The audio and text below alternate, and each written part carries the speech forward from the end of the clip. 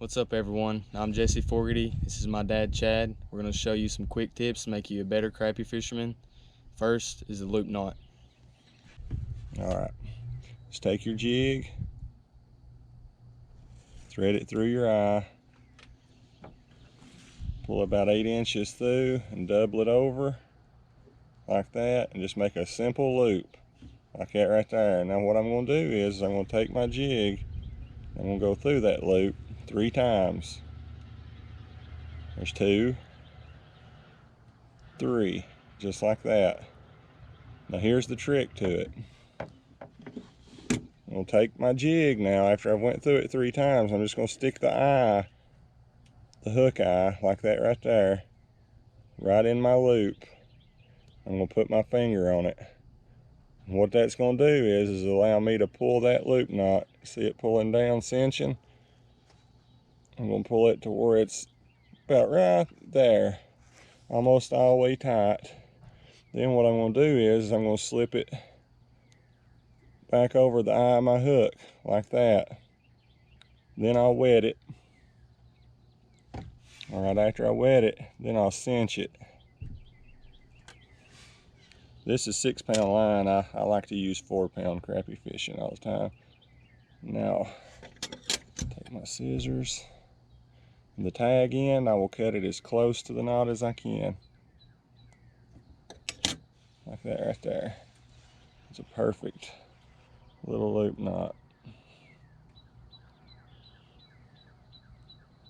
You can see the jig, how well it hangs on that knot. Second tip here is gluing your bait onto your jig head. Take this. If you use Bobby Garland also, they'll have that little, I call it a nipple, right on the head of it. You want to remove that, flatten it out a little bit. It just helps the glue stick it better. What you do, just run the hook into it. Bring it out the back a little bit. Don't go all the way up to your jig head yet. What we got here is some super glue gel control. You can buy this at Walmart. Yep. Alright, once you got that glue behind the jig head, you just slide. A bit closer to the camera so they can see it. Just slide it up on it. Like that right there. Let it dry a little bit. Then you're ready to fish with it. It only takes 2. You can let it set 30 seconds and then start fishing. Yeah, it's not long at all. We usually pre-glue them before we head out on the water, so we just don't have to worry about it. Very key to fishing. You won't go through near as many plastics.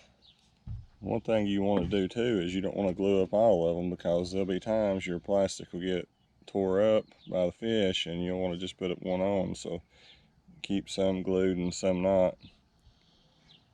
But one thing we like about not having the keeper is when this thing's in the water and you're pulling it, that bait will float exactly perfect like that.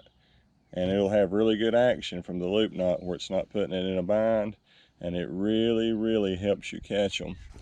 And if you don't have access to 32nd ounce jigs or your preference, 32nd is my preference. I use it 99% of the time, don't we, Jesse? More likely, yeah. The only time we won't use this head is if we're vertical jigging and we're dropping deep. Sometimes we go a little heavier to get it down quicker.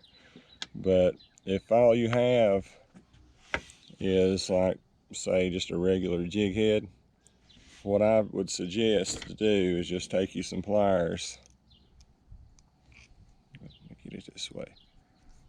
Take you some pliers and just cut that collar and go around it.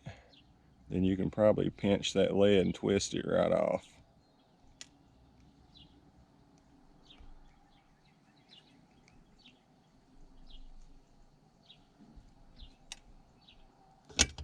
Like that right there.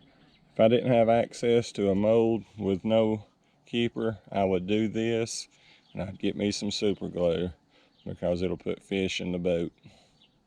That's all for the video. I hope this helps y'all become better crappie fishermen. Be sure to subscribe to the channel. It is completely free. You don't have to pay nothing, so help us out a little bit as we try to help you all out. Thank you all for watching.